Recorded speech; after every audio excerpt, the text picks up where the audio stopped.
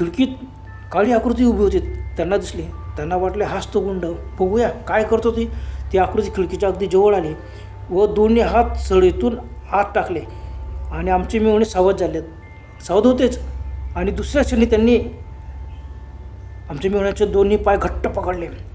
थंडगार हात आणि केसाळ हात. घरात मंद झिरो लाईट चालू होता आणि बाहेर काळ्या आकृतीचा चेहरा नीट दिसत नव्हता. उजेड जरी असला तरी तो खिडकीजवळ चेहरा आल्यामुळे तो नीट दिसत नव्हता. पूर्ण काळासर चेहरा, डोळे मात्र लाल भडक चमकत होते. त्यांनी दुसऱ्या क्षणी मेहुण्याचे दोन्ही पाय पकडले आणि यांच्या अंगावर एकदम शारीरिक हा थंडगार होते.